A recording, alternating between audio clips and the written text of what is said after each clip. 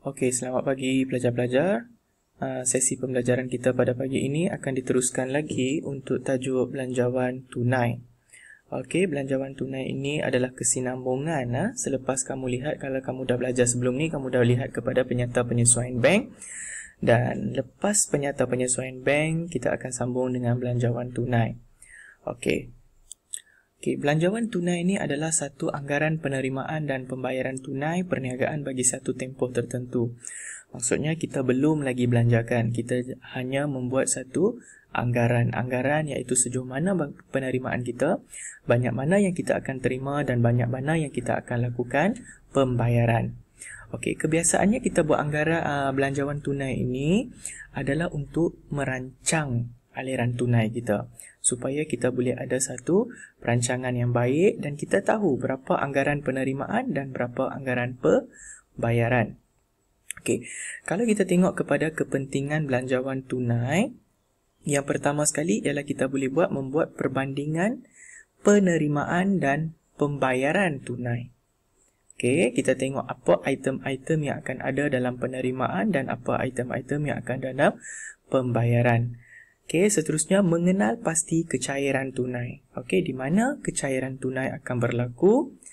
Mengawal penerimaan dan pembayaran tunai. Maksudnya kita ada kawalan. Contohnya dengan menggunakan penerimaan yang ada, kita boleh lakukan perbelanjaan.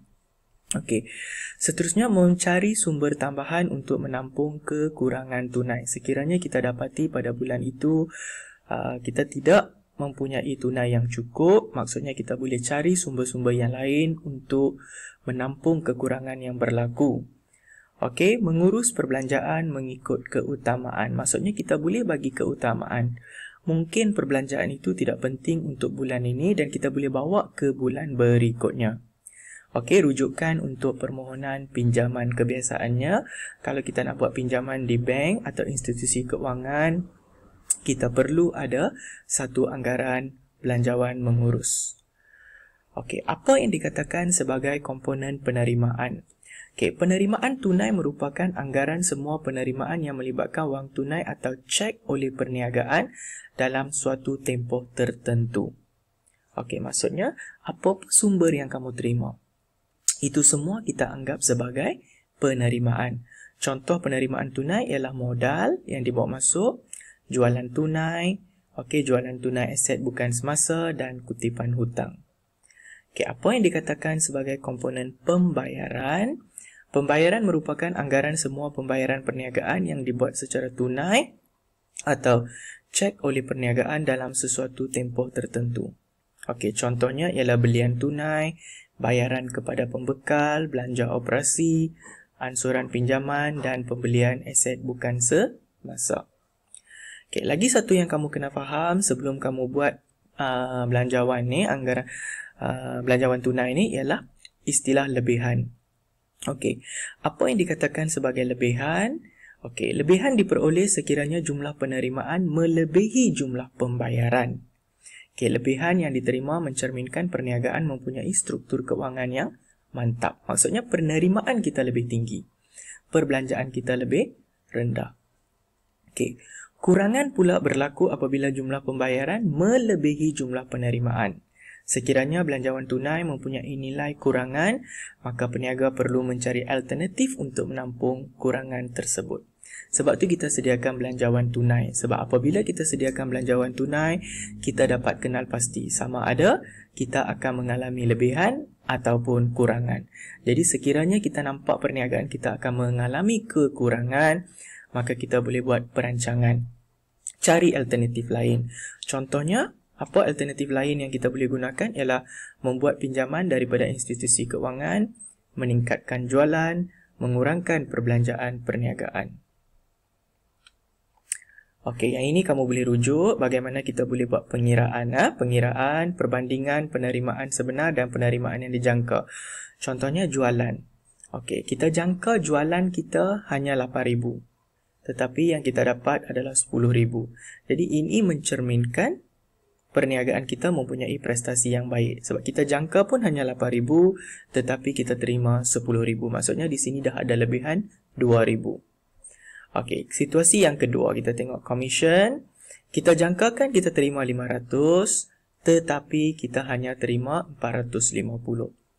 Jadi ini menunjukkan bahawa prestasi perniagaan kita kurang memuaskan. Sebab kita jangkakan 500, tetapi yang kita terima hanyalah 450 sahaja. Okey, yang ini dari segi pembayaran. Okey, kita tengok gaji. Kita jangkakan gaji yang kita akan bayar ialah 11,300. Tetapi yang kita bayar adalah 12,000. Maksudnya perbelanjaan kita lebih. Jadi ini menunjukkan prestasi perniagaan kita tidak memuaskan. Okey. Seterusnya, situasi yang seterusnya, kadar bayaran. Kita tengok kepada kadar bayaran. Kita jangkakan kadar bayaran 350. Tetapi apa yang kita bayar hanyalah 250. Ini menunjukkan prestasi perniagaan kita yang lebih baik. Sebab kita jangkakan 350. Tetapi kita hanya bayar 250 sahaja. Okey. Jadi ini adalah jadual perbandingan penerimaan dan pembayaran yang sebenar. Okey, kita lihat kepada format belanjawan tunai.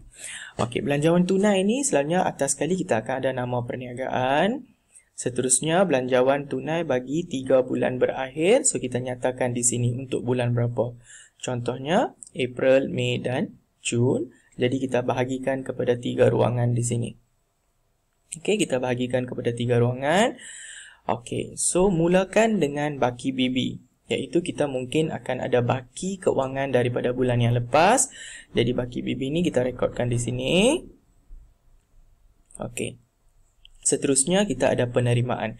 Kita senaraikan semua komponen penerimaan dan kita jumlahkan jumlah penerimaan. Seterusnya kita masukkan komponen pembayaran dan kita senaraikan komponen pembayaran dan masukkan jumlah pembayaran di sini.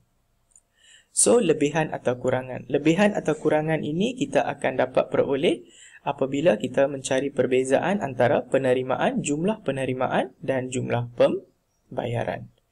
Dan akhir sekali kita akan ada baki HB, iaitu kita ambil baki awal, tambah penerimaan, tolak pembayaran, kita akan dapat baki HB di sini.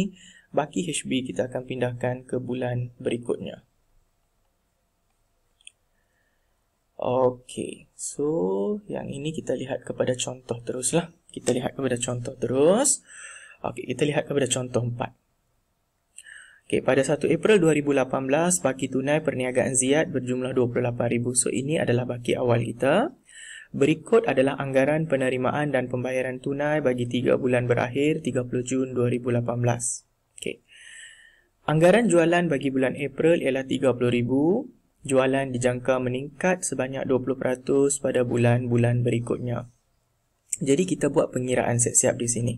So kita buat pengiraan siap-siap di sini ialah okey, kita ada jualan bulan April 30,000 dan kita kira untuk April 30,000, Mei meningkat 20% dan Jun akan meningkat 20%. Okey. Jadi kalau kita tengok di sini ialah jualan. Nampak di sini jualan. Okey. April 30,000, Mei bertambah 20%, daripada ni tambah lagi 20% untuk bulan Jun. Okey. So yang ini baki ni kita masukkan di sinilah, baki BB 28,000. Okey.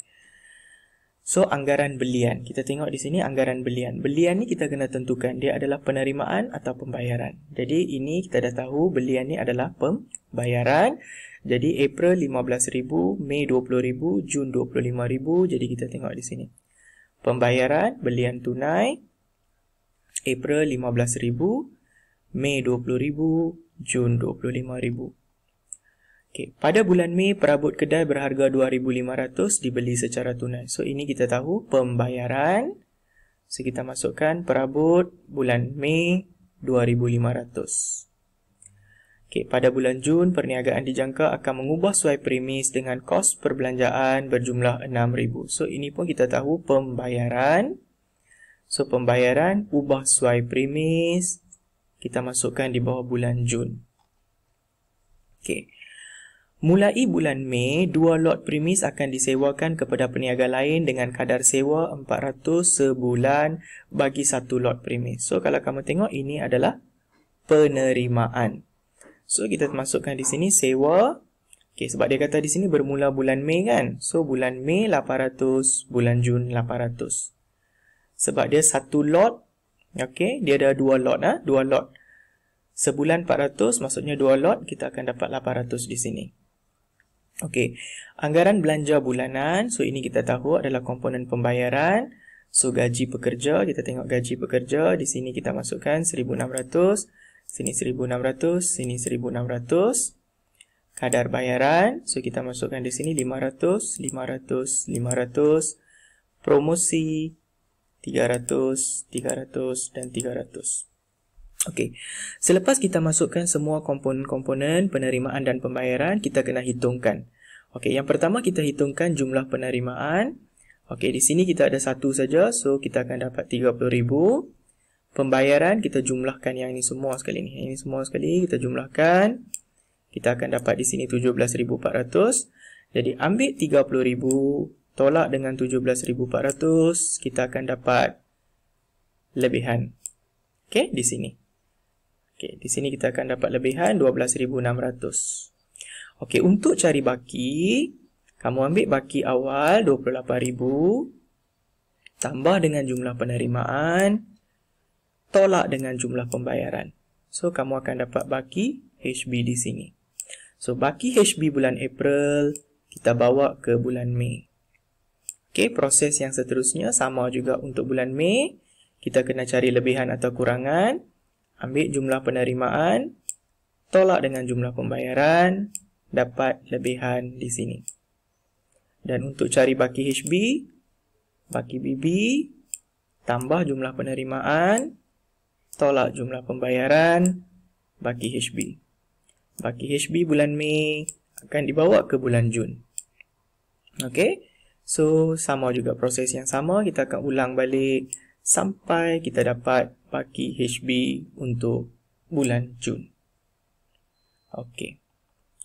So, ini adalah lagi satu contoh, contoh 15. Okey, kamu boleh tengoklah di sini. Maklumat-maklumat ni kamu kena tentukan sama ada penerimaan atau pembayaran dan pindah masuk dalam belanjawan tunai ni.